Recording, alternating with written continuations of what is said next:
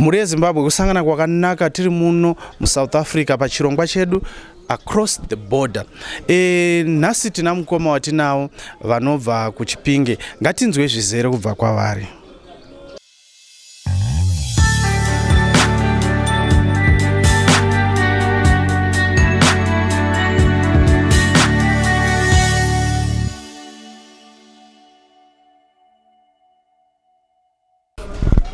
Right, muri Zimbabwe ingada kuziva kuti nhasi tina mukoma ani panapa.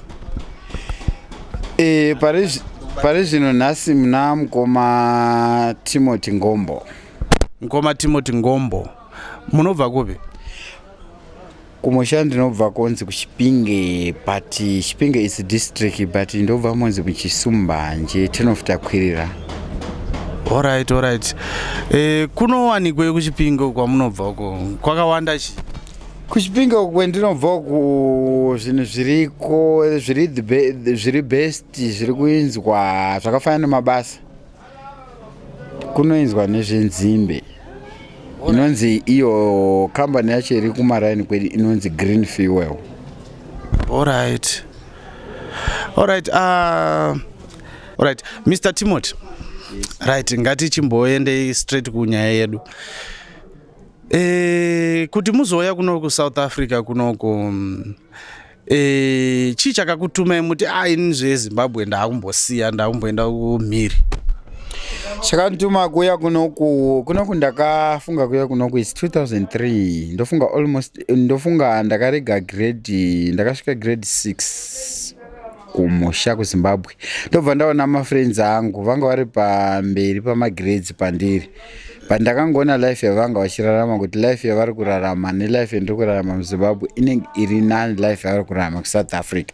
Ndokubva ndatanga kuya kunoku is 2003. Alright. Saka shungu dzenyu mimi dzekuti muye kuSouth Africa kuti vari kurarama zvakanaka. Chamainyanya kuvinga kuSouth Africa ndoda kusvika pakati. Changa chiri chii chamaiti dai ndikabata chakati. Shuwiro yangu ndichibva kuZimbabwe 2003. Chinhu chandanga ndichida chikuru. Ini ndakakura ndiri munhu anotambura. Vabereki vangu vanga vari rich, but vanga vari zviri nani. Vanga vane mari dziri nani, kwete vanga vari rich. Chinhu chandaingoyemura ndaiona mafriends angu achiuya kuSouth Africa. Achiuya nemabhasikoro, maredhiyo, vachivaka dzimba. Ini ndanga ndichirara imba yababa vangu yavakandivakira. Saka ndo zvinhu zvakanyanya kundipa pressure kuti ndikuda kuita zvinhu zvangu zvinogona kuti ndogona kutenga mbatya dzangu zvisina baba mukati. Ndogona kuvaka imba yangu isina kuti imba yababa vangu nyakubereka. Ndo chinhu chakanyanya kundituma kuti ndiye kuSouth Africa 2003. Ndakauya kuSouth Africa ndikasvika Limpopo. Ndofunga kumusha kwedu kwendobva chako. Takasimuka tiri 23 mumusha medu mendobva monzi muChisumba nje Tenofuta-Kwirira. Takasimuka tiri 24, but vanhukadzi vanga varipo it's 19. Vamwe vacho tanga tiri vanhurume. Asi chakanyanya kundirwadza ndechekuti takafamba takakwira bhazi. Kwanga kune bhazi rainzi Masimeri, ndo bhazi ratakakwira naro. Kusati kwana muzanzi wako mazivana. Kwakuna Masimeri takakwira ndobva tauya paBedbridge tikasvika it's 2 o'clock exactly paBedbridge. Dzemascot. Tasvika paBedbridge ndobva taita develop. Panga pane homuchara ngarina tanga tinaro. Homuchara racho ndo rine mbiri zvisingaiti muvillage wangu mendinobva. Ndobva tafamba but akatiudza zvikanzi tikasangana nevanhu vakamira so tisatiza or tisaita sei just because inini ndakandazwa information from kubva kwaari zvikanzi tisatiza vanhu ivavo kuri kuti toda kuvakunda chetingatogona kungoita togona kurwisana navo besides izvozvo togara pasi tozwa zvavanenge vachida. Takasangana nevanhu vatakasangana navo anga ari maguma vanga vari 8. But chakazopa kuti tisarwisa vanhu ivavo ndikutaura gore ra 2003 muna green 2003 chakapa kuti tisatiza kuti tisavarwisa vana vanga vari 8. 2 vanga vane pfuti magani tichobva taona kuti history yatabva tapulana nesenior yedu yetinayo humusha redu haibudiriri yekuti tiri kuisana nevanhu kuti tine matombo ivo vane 2 pa8 hwavo ivo 2 vane magani 6 havana. Tese takabva tagara pasi. Kugara pasi kwatakaita vanhukadzi vanga varipo 19. Pane vanhu history ndichitaura zvinondirwadza. Pane vanhu vakagona vakadzi vevanhu vadzimai vevanhu vataiuya navo kuSouth Africa. Pakarariwa vanhu ndofunga more than ndingangoti maximum vanhu vakarariwa ipapo nemaguma yakati batawo it's 6. Kubatwa kwatakaita takati vanhu ava vatitimirai tangata maLimpopo ndobva tada kutiza. Ndini munhu wokutanga akatanga kuona zvese vanhu vese vasati vaona vanga vari mberi vachida kumhanya vachimhanya vachitiza. Ini ndobva ndavadziva ndikati no ngatisatiza just boys tikatiza vamwe tichatiza asi one wedu unogona kumoshika bosi vanhu ava ndaona pane 2 vane pfuti. Sini yangu yanga isina zvoona kuti pane vanhu 2 vane pfuti.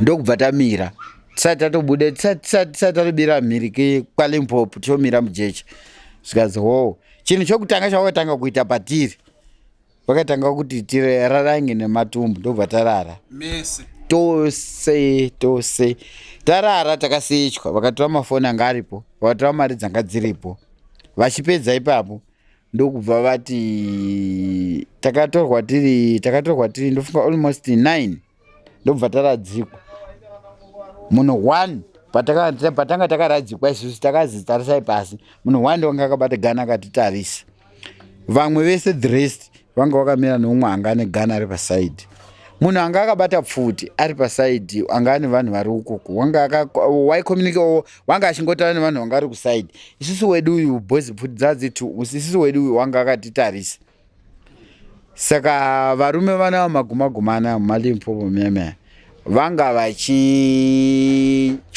vanhukadzi vanga vatanga tichifamba navo isusu takaleyiwa tiri 9 takabatana waiti kwada kana kusiya space yakaita kana almost ngati ichi space duku wairohwa kunze ausikona kuti kusiya space vanga vachida kuti gwamana ndobva vanhukadzi vakatorwa ipapo ndobva vanzi toda kuita vakadzi tokumbira kuti mukurure vakakurura vakadzi just boys vanga vaona kuti pfuti dzakabatwa isi hatina option ini chinhu chakanyaondirwadza pane munhu wandanga naye maiguru vangu ndosaka ndichiita kurukurira story ndingade ndisina kuitaura naye akarariwa munhu uyo vaingotarisa mufesi kakutarisa body structure yemunhukadzi vachiti tokumbira kuti uye pamusoro pevaruma uchirara pavanodira ndipo vairarira munhu uyo. History ndiri kuitaura yakaita 2003 ndipo pakaitika zvinhu izvi saka zvinhu zvinondirwadza saka ndichitaura nhau iyi muchiri papo pavari kurara madzimai ava vanga vakadzivirira vanga pasina kana protector one yanga iripo vanga vasina kana condom one yanga iripo ipapo vaingorara navo ngelife akangozwa kuti ndiri kuda munhukadzi uyu akati munhukadzi wangu muchiva waingomutora umwe asingadiva omubvisa wandomisa kusamwe omuisa kuno uyu akagaidha ari kusaidi ndo zvinhu zvanga zvichiitika ipapo. Maifila sei pazviri kuitika? Ndaitorwadziwa sei ndaitorwadziwa just because ndairwadziwa asi kuti option panga pasina kuti ndingaita option ipi because it's first time kuya John ende zvinhu zvandasangana ipfumvu yandasangana naye muroad senior wangu wakatorara ndakaradzikwa senior wangu ana kuiswa kuna vanhu vanga vakagara senior wangu takaradzikwa naye kuita mubhedha tose apa ndambonzwa muchitaura zvoti makasira grade 6 apa pazviri kuitika apa manga muri munhu anga ane makore mangani? Rega ndicalculate ndo ndiri munhu ane makore mangani now so far is 2025 ni but ndakatanga kuya kuno 2003 but ini ndiri 87 22 August ndo gore rangu rokuzvarwa anangombobvira ndacalculate kuti yanga ane how many years manga mune 16 nekuti nhau yakapa kuti ndiwe kuno ndine 16 mabrother angu ari kumusoro kwangu kwete ndotevera vanga vachienda kuchikoro ndichivatumira mari ndiri kunoku mari iyi yakapa kuti ndiuye kuSouth Africa ndiri mwana muduku kudaro nditumira mabradha angu ari uku mafriends angu akatorwa namabradha avo vari vana vaduku baba vangu munhu anga achiri makotoni zvanga zvichizikana muvillage vangu vandaigara anga achinzi Ngombo ndo basa rababa vangu saka baba vangu vakapretenda kuti vakomana nevasikana vese ini ndandiri munhu asingapindi chechi mabrothers angu aipinda chechi vakasurviva kutora mari dzatakapihwa dzedonje 2003 vakatenga mayasutu ekuchechi vachienda kuchikoro ini ndichienda kuchikoro ini ndikapretenda kutora mari iyoyo ndikaitenga marenzi kuya kuJoni because marenzi time yote tichaita zvekungomatenga zvakasiyana naizvezvi 25 zvokuti unongoiwana kuti kwanyamboita piece work unongowana chini marenzi mai vangu nyakubereka inini vanonzi vakazoita zvokuzwa after 2 days ndakubata call ndichivadana bozi mafoni anga asati ako zvokuti ndongofonera mukadzi kana mai pane pamba pamusha pavaenda painzi pa panapa ndo padaidza vakadzi ana mamuketi vedu kuti uyai pafoni waigona kuti weitotaura history yako panenge patogara kana 18 vakadzi kana 20 vana macalls ari kubva kuSouth Africa kunoko ani varume ari kufona mukadzi wako waitoenda kumba achitonzwa nyaya yacho but pari zvino technology yachinja umwe naumwe wani ngatidzokei paborder pamuri kuitwa izvi nemaguma so avo vari kubatwa vakadzi ava zvakazofamba sei? Vakadzi ava vakati vabatwa kudero vainzwa zvavakainzwa takaregerwa after ndingati almost night tinavo magumana usiku hwese makarariswa pasi takabatwa by 8 o'clock manheru tikazoregerwa kuma ndofunga ndisingakanganisi kuma 24 kana 4:30 ndisingakanganisi mara exactly yanga isati yachaya 5 yes manga musina mari yekubhadhara kuti muzoitwa izvozvo here kana kuti kwankuri kutoita utsinye mari vakatora mari chekutanga tisati taizwa izvo vanhukadzi vataifamba navo vasati vakidhine vasati varepiwa mureperwa vakaizwa vakatitorera mari vakatora mafoni vakatarisa mbatya dzamakapfeka kana pane munhu ane original yavanga vachida vaitora after that vapedza kuita izvozvo ndopa vakatanga kuchuza vanhukadzi vataifamba navo vari 19 vakadzi vanavo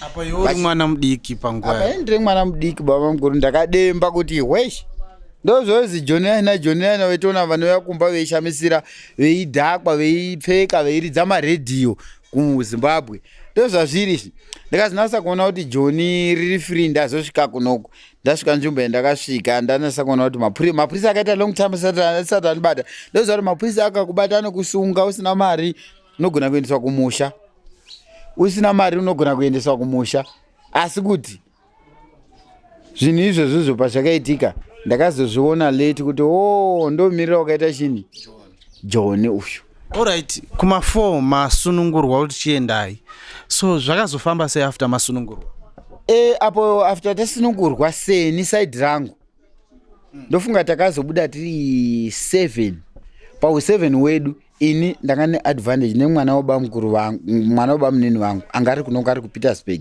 namba dzake ndandakadzinyora pachipepa wakatora nhamba guma apa akatora mari watora mari nefoni akasiya nhamba mufoni mupocket haana kudzitora ndo advantage yandakaita ndakati ndapedza kudaro vanhu vanga vachiziva nzira wanga aripo senior wedu ndokubva aita sei ndokubva senior wedu ati pamesina hande panonzi pamesina tikasvika pamesina tongona kubata mapayforward kana pane munhu ane hama yake just because mari dzamandipa dzadini ndo dzamaona dzatokwa dzese because kubva kumba kwatakaita senior wedu watakati nayo homucharo yedu arina kuti mari mozonipa tamukati tichatosimga pastation yedu panonzi pamachona ndo pakagona kutora mari dzedu ini mari mupocket ndakasarwa ndine 300 rands ndo mari yandani nayo yekuti ndikazosvika kuno kuJoni kwacho ndogona kutenga mazepi kana dringiwo but mari yekubva kumusha nekuye kundiyambusa zvisi ndandamubhadhara saka ndakafonera mukoma wangu ari muPietersburg muchiri kuborder ikoko tiri kuborder tareleaswa nemagumana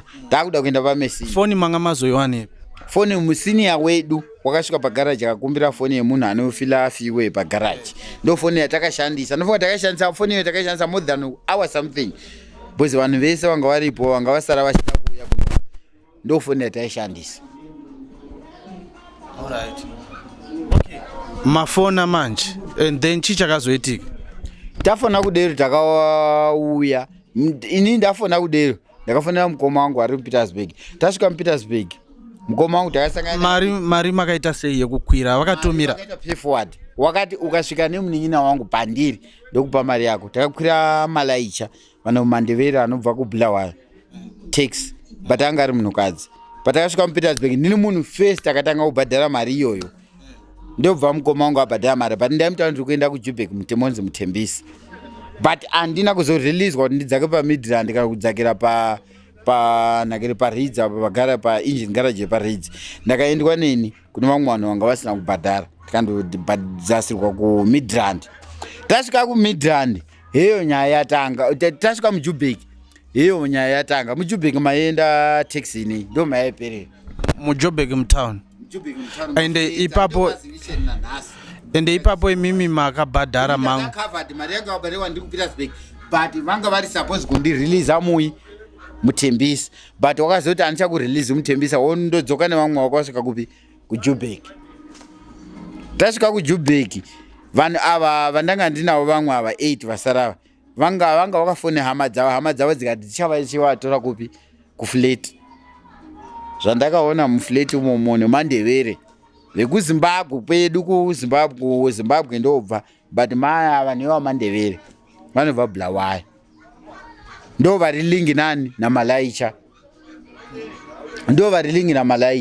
vanhu vanavo vakadzi vandakauya navo kubva kuborder kusimuka takaenda kuborder kusvika muJubeck vakadzi vanga varipo it's 4 zvanga zvichinzwa apo hama dzangu kana usina passport waya kuJoni ndosaka zvichinzi kana uri munhu rume uri kuSouth Africa ndokumbirawo please itira mhuri yako passport ari munhukadzi.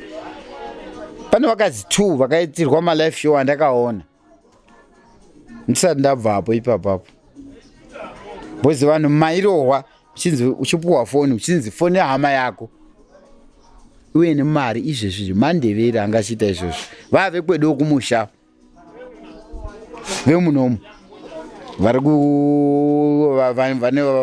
vari lingi nana malaicha zvandakaona ini nazvo ndifadzina nhasi ndosaka ndichiti kana muzukuru wangu arikuda kuuya kuSouth Africa nane murume wendine lingi naye munhu mutorese passport. Makaonei mukoma muri ingadaziva pakatorwa vakadzi 2 tatosvika kuna uku matouya futi nemari pay forward muri kurohwa vari kuona kuti mari hadzisi kubuda vakangoshara vakadzi 2 varume vatatu vandakatarisa ngemaziso angu ini ndatomirira kutoti mari yangu idini mukoma wangu auya anitori kuJubeck anonzi wendotevera hazi andotevera pane vasikani 2 pamberi pangu vakadziona vakatorwa vakarohwa vachioneka kuti havasi kubudisa mari vakadziona chavakagona kuita pavari vakavatora vakaenda navo kumarumu vakandovarara varara nevakadziwana vakadzi havana kana chavakaviga secret yavakaviga vochodzoswa vakauya vochovunzwa ngavo mafriends avo vanga aripo 2 ipapapo zvikanzi chii mandonzi kudikwa manga muri vakataura vakati zvakaoma hanzi varume venyu havasi kureceiva mafoni since tavafonera from tiri Petersburg until now hapana mari dziri kuuya mari dzauya ndofunga imari dzevanhu 2 saka imumu tichagara nemu tichikuita zvatiri kuita pano chikurovai chikuita vakadzi zuva rinouya nemari murume wenyu ndopedzuva richamurelease vakadziva vakainzwa vakadzi ngemahomucha angatitora from kuZimbabwe mahomucha ndichiti mahomucha angatitora from Zimbabwe atakabva naye kuZimbabwe munhukadzi but ndiye munhu anga ane lingi nemandevere anga ari kupi kumafleti katakasvikira nyudzisa ikoko ndo munhu akangonyudzisa futi vanhukadziwa but vanga vari suppose kuti varume vavo vave nemari but ngenyaya yekuti vanga vachiti time tikakuitai zvakafanana neizvi munomhanyisisa varume venyu saka chinhu chinondirwadza zvisingaiti kuti hama dzangu vakadzi ava havazivo futi here kumbobatwa muchiri kurwiso vakadzi vano vari lingi nevakadzi vatanga tinavo ava ndo vatakazoya navo vamweni vacho ndo vakasara kubhodha tichouya nevamwe ava vatakauya nevamwe nana malaicha varume vataura kuti tokubhadharirai mari masvika kunoku ndo vakadzi vakaitirwa izvozvo vari 2 varume havana kubatwawo uku vakabatwa varume vavo taa muJubic mumaflats vakazononoka varume vavo vakanonoka kuuya nemari ndo vanhu vangavaitirwa vanhu vakatanga kusenderwa zvemari pakasara mabhalansi havana kana kumboiswa mbama kana kudini pane 2 vakadzi vakasara varume vavo hamene foni dzavo dzapera mabhatiri kana kuti chii chiitika handisi kunyasoyakareba sei kumahomo chaiwa aikurova inini bhozi ndiri munhu wenumber 2 wakatanga kubvapo mukoma wangu wakazosvika after umwe mukadzi auya atora chinhu umwe muchinhu andaifamba naye ndakagara ndofunga almost 3 hours or 4 hours bhozi ndakasvika muJubic na 7 makuseni ini ndakazobva muJubic kuma 11. ko vakanga vasara kuJubic uko makanzwa kuti vakafamba sei kana kuti vanga vari safe here vanhu vanga vakasara kuJubic munhu vakasara kubhodha handina kumbobvira ndanzwa lingi pane munhu 1 mukadzi wandakagarisana naye kwangu ndobva kwachichoko ndo munhu wandakati pandakafona kumba mukoma wazidheira vakauya kunditora kuJubic ndakafona ngati ndafamba zvakanaka so ana uzomutaura nyaya kuti muchemberi ndaihla kuti unogona kubatikana pachitira ndakasangana naye ndo kanitaura zvikanzi mining vakadzoka i1 mukadzi ndogarisana naye muside pangu. Alright imimi mazotorwa kumaguma kwamanga makaivharirwako chii chakazoitika after ipapo mukoma wangu wakauya paakafona mukoma vakati hatiri kuziva pamba pekuti tinogara sangana nesu pastreet yakanzi zvakati pane robot and exactly mukoma wangu ndo paakauya akamira anonzi ndokubva ndataurwa saka tiri paflat iroro parobot raitaura tiri paflat ndaitoona kuti munhu ari parobot rakutaura ndouyo ndobva ndibvunza wakafona asvikapo zvikanzi ndasvika parobot rakati ndokubva ndibvunza zvikanzi ndiye here munhu ari parobot mukoma wako ndikati exactly zvazora kuti ngatiende vakayafamba nene vari 2 vanga vari 3 1 wakandibata muoko uku 1 wakandibata uku 1 ari kumashure kwangu but wanga ari kumashure wanga ane gun akaisa apa tichosvika mukoma wangu ndobva abvisa mari same time paakabviswa mari ndokubva tapihwa futi 30 rand zvikanzi tengai drink mufambe zvakanaka. vanhu vari kuita zvese vatori mazimbabweans anobva kubulawayo but handizivi district anobva kubulawayo asi mazimbabweans vanobva mubulawayo. Alright masangana namukoma wenyu then makazofamba sei kubva pandakasangana mukoma wangu akanditora ndokubva ndauya kunoko kutembisa kunoko pandakauya pane mukoma wangu anonzi ane contract yakabata munomu yekuvaka ndokubva ndaenda kubasa ndakaenda kubasa kwake ndasingazivi zvebuilding ndakashanda for 3 days after 3 days akanditengera inonzi vatry pass netrofol ndobva atanga kundiisa link vatry pass ndo spirit level ndokubva andiisa link neumwe munhu wake waishanda naye ipapo yanga iri senior yake ndo wanga atori senior inhleki ndobva andiisa link mufana ndobva atanga kundidzidzisa kuvaka ndofunga ndakazonyasa kupinda mucondition haiwa kupinda mucondition 100% after 2 weeks ndanga ndakuziva kuti chidhina chinoleiwa zvakati kusvika pakati after ndobva tashanda mukoma wakutoninyora mari yeamber yebricklayer kuti uri kuvaka usisiri dakaboy handisazvi dakaboy kusvika ndatotora experience kusvika paexperience yendinayo nhasi mukoma wangu achindipa mari yakafanira saka basa rangu randiri kuita pari zvino ibasa rebuilding. izvezvi muri nyanzvi yekuvaka izvezvi ndiri nyanzvi yekuvaka zvokuti izvezvi chendiri kutoshota ndizvo ndatava nealmost 2 weeks ndakagara handina kana basa ndiri kuita ndiri kutomakita mabasa ndiri kungomashayiwa nekuti mabhiridha muno munzvimbo ndogara mutembisa munomu akawandisa asi ndiritori neshuviro kuti dai ndikawana kana munhukadzi kana munhurume anogona kundiita kuti andichagire basa rekuvaka anenge andibatsira zvisingaiti ini ndine mhuri 2 kana ndichiti ndine mhuri 2 ndine madzimai 2 endogara nawo muno mandiri mutembisa muno. Mune barika? Ndine barika pachirudzi chedu chetotaura ndine barika. Alright. Alright, ngatimbo break imbijana.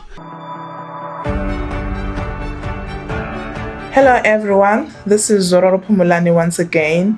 We have some exciting news coming from our Zororo Phumulani desk. We are here to let you know that we have an addition to the Zororo Phumulani fleet. We are introducing our 22 Costa seater, which is there for your convenience. The good thing about this 22 seater is that it's very spacious, it's very comfortable, there is space and room for you, our clients, to put your luggage. More family members are able to accompany their deceased back home without any limitations of their 6-seater, which is a Romeo, or a 13-seater. Zororo Phumulani, for the ones you love. Zororo Phumulani, an authorized financial services provider, powered by Doves Zimbabwe, underwritten by KG Life.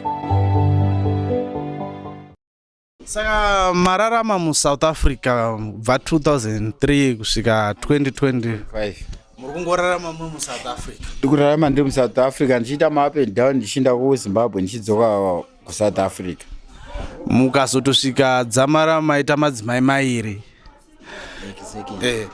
So imimi shungu dzenyu dziya dzevanhu vamaiona vechibva kuSouth Africa makazodzi achieve here, makazochibata here chinhu chamaita shungu dzenyu dzedze kuti ndakuendawo kuJoni ndoda kusvitsawo pakati?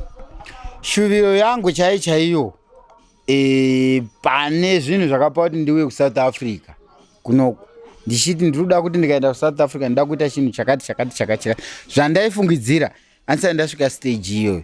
Why ndisati ndasvika stage iyoyo? Chinhu chiri kunyanya kundinetsa ini paupenyu hwangu inhau yebasa. Basa rindiri kusanganidzana naro ndere mapiece job. Ini handisi kuda mapiece job, ndaishuvirawo kuti dai shuviro yangu ndikagona kuwana basa rekuti ndinogona kushanda each and every day ndichingo-offer kana Sunday. Ndo shuviro yangu, pane shuviro yangu. Just because pane zvinhu zvandiri kutoda muupenyu hwangu zvandaiemura kuma-friends angu andairarama nawo kumusha chakapa kuti ndiuye kunoko. Handisi kuzvikwanisa kusvika papoint iyoyo, paposition iyoyo, just because ini ndiri munhu asingashandi every day. Ndoita zvokutorwawo apo neapo, ndikaona nda kana pending ndondopenda, ndikaona nda building ndo yandakurira kwairi.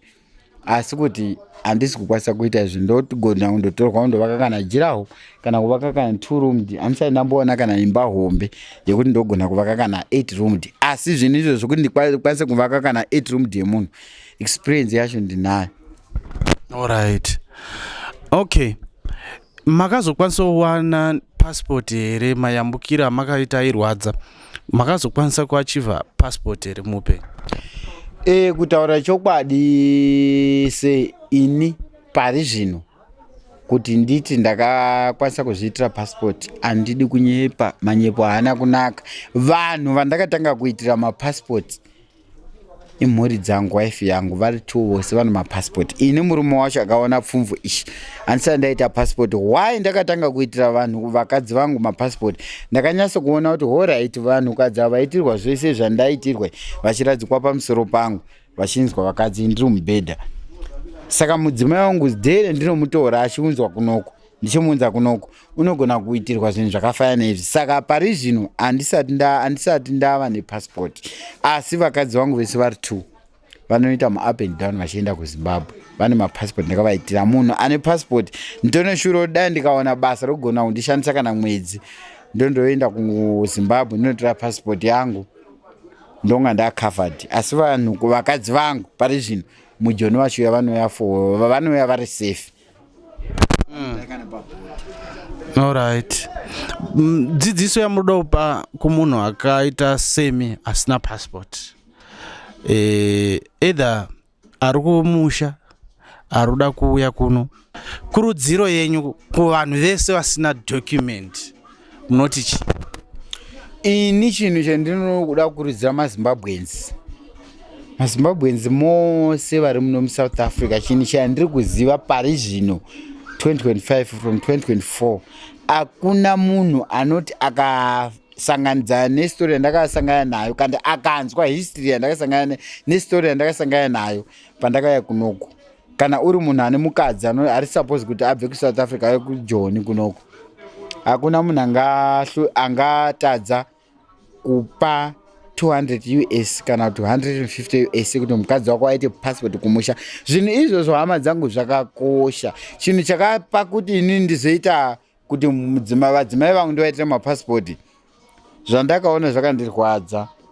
Usati uri murume womunhu unobva muvillage umomo, pane mukadzi womuvillage umomo maunobva anotorwa achiswa pamusoro pako, iwe wakaita mubhedha achinzwa mukadzi nomunhu usingazivi kuti unobvepi hazi murume wake, ende uchaenda naye kuSouth Africa. Achisvika kuSouth Africa uri kuenda pane murume wake, ende unonyasa kuziva kuti munhu akarariwa 4 days back nemunhu waasingazivi asina kubvisa pfuma kumba kwake. Zvinhu izvo zvinondirwadza zvokuti ndiri kukurudzira kuvanhu vose, especially vakomana veChipinge district vasina mapassport kuvakadzi vavo, itisai vakadzi mapassport. Zvandakasangana nazvo zvakandirwadza 2003 pandakatanga kuuya kuSouth Africa. Saka chikumbiro amunganzwisise ende amungaunderstandi kana musina kusangana nechallenge yakafanana, musina kuiona life ngemaziso enyu. Saka chikumbiro ndokukumbira mapassport akachipa vanhu vekumusha kwedu vanobva kuZimbabwe. Tinogona kumwa doro, kumwa madrinks mujoni muno, mari yogona kuspenda pazuva idzi 1000 kana 1000.5. Chiona ukatora 1000.5 yewo unogona kupa mhuri yako kumusha woitisa passport yobva yoya kuJoni for free, for ndingati zvakanaka zvisingaiti, bhozi pane vamwe vasingazivi zvendoda kuzama kutaura pamwe. Zviri free zvokuti mudzimai wako unouya weiziva kuti musiro wako wamuita kumusha ndo zvaangori than kuti adake nemubhodha. Mubhodha makashata hama dzangu, develop yakashata.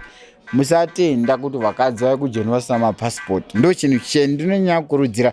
Ndiri kukurudzira vanhu vemachecheche ngatitire vakadzi mapassport. Zvinhu zvandakasangana nazvo hazvina kumira musha. Ndo zvakazondipa kuti power, ndo zvakazondipa power rokuti vakadzi vangu vaite mapassport. Ini handisi kuda kunyepa ndichijika ndichienda kupi, asi ndaiita just because ndiri munhurume, asi kuti passport handiti 2 months ndonga ndanayo, kwete zve 2 months kana 1 month ndonga ndanayo. Asi kuti chinhu chokutanga uri munhurume uchibva kwendinobva ndokumbira kuti uitise mukadzi wako passport. Dai unobva somewhere kana Masvingo province kana kupi kana Bindura, itisa mukadzi. Ndo akakosha kuti adake nepabhodha pamusoro, usajambisa mukadzi wako. Ndo zvinhu zvindonyanya kukurudzira pahama dzangu dzinobva Zimbabwe. Bhozi tsumbu yandakasangana nayo haina kumira zvakanaka. Aiwa, tatenda mukoma Timothy, yanga iri nguva yakanaka kunge tiri tese pachirongwa chedu across the border. Thanks, ndinotenda nemareceiving enyama ita kwandiri zvokuti ndikawana basa kune avo vamuchapa nhamba dzangu. Ndinotenda zvikuru zvisingaiti mungandisimudzira life yangu kusvika handizivi kuti ndingakutendai sei. Saka imimi muSouth Africa munobatwa kusaidi ripi? Kune vari kuCape Town, kune vari kuDurban. South Africa yakakura. MuSouth Africa munobatika masaidi api? Ini handisati ndachinja from 2003 until 2025 pendinogona kubatika. Ndobatika imo munonzi muJoburg. Location yacho is Tembisa, Ivory 3 Pasco. Nonzi Score, mukangosvika paScore muIvory 3 iri Tembisa. Tinotenda. Aiwa, tichashambadza basa renyu rebuilding. Tinovimba kuti kumaviewers atinawo vachateerera mucomment section tinenge tichiteera futi kuona kuti zvakamira sei. Tinotenda. Muve nezuva rakanaka mukoma Timothy. Thanks, ndatenda sei. Ndofunga manatsa kunzwisisa marwadzo akasangana namukoma Timothy apo pavakafamba 2003 vechiuya muno muSouth Africa. Ndinoziva kuti makawanda kunzoko makasangana nenyaya dzakadai so, uye zvakare makawanda kunzoko vasati vadzidza zvakare kuti chii chinomboitika. Ndosaka tichikupai chirongwa ichi across the border. Kana iwe une nyaya yako yauda kushare nesu, tibate panhamba dziri pascreen +27719 637765 tishambadze nyaya yako. Unokwanisa kutisira voice note pa WhatsApp kana kutinyorera pa WhatsApp kana kutifonera. Zita rangu ndini Dumisani Mulambo Mafanise. Ndichitendawo crew yandinoshanda nayo behind the camera Lilian Makombe, Aaron Mafanise and Postole. Hi, this is Nsuguzonke. Did you know that you can pay your policy using ZPPay? ZPPay is a payment platform that allows you to pay for your policy in the comfort of your home. Payments are immediate and the platform is very safe. Skip the queues and pay for your policy online using ZPPay. Zororo Pumlani, for the ones you love. Zororo Pumlani, an authorized financial services provider powered by Doves Zimbabwe, underwritten by KGA Life.